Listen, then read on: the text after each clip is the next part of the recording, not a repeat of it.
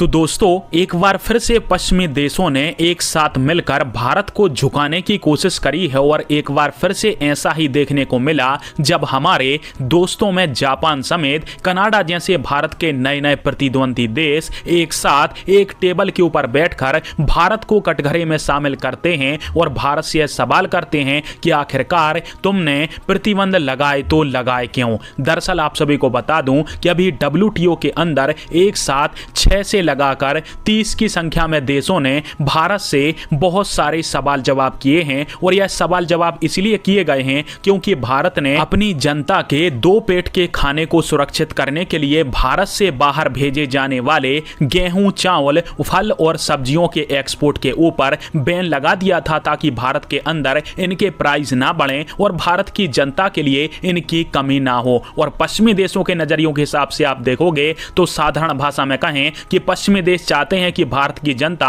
भूखी मरे और भारत WTO के सारे नियम कानून मानते हुए एक दरिया दिल राष्ट्र बन के दूसरे देशों को अपना गेहूं, चावल, फल, सब्जियां एक्सपोर्ट करे, जबकि भारत के पास भले ही यह सब खाने के लिए ना बचे परंतु भारत को यह सब एक्सपोर्ट करना चाहिए। अब इन देशों में सबसे ज्यादा बीच में कूदा है कनाडा, जिसने भारत से बार बार सवाल जवाब किए हैं। अब सवाल क्या किए हैं वो मैं आप सभी को बताता हूं। तो सबसे पहले कनाडा ने भारत से कहा कि भारत ने अपने गेहूं और चावल के एक्सपोर्ट के ऊपर बैन क्यों लगाया, क्योंकि बैन लगाने से कई सारे देशों के अंदर गेहूं और चावल की किल्लत मच गई है और भारत के अंदर तो गेहूं चावल की प्राइस कंट्रोल है परंतु कई देशों के यहां पर गेहूं और चावल नहीं पहुंच रहा है। अब आप सभी को पता है कि यदि भारत अपने हिस्से का गेहूं और चावल दूसरे देशों को दे देगा तो भारत के यहां पर खुद किल्लत मच जाएगी और गेहूं और चावल के प्राइस बढ़ जाएंगे। इसलिए भारत ने ऐसा किया है परंतु इसको लेकर कनाडा भारत की एक्सपोर्ट करने वाली संस्थाएं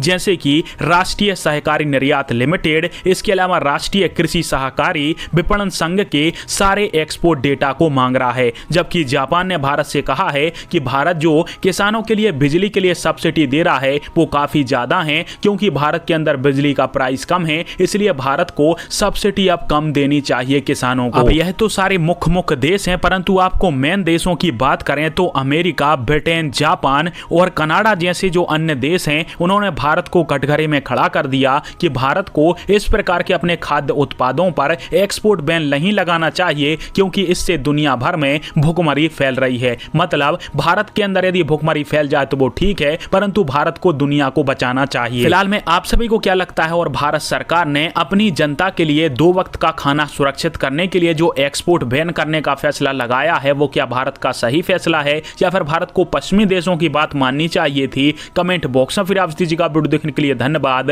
जय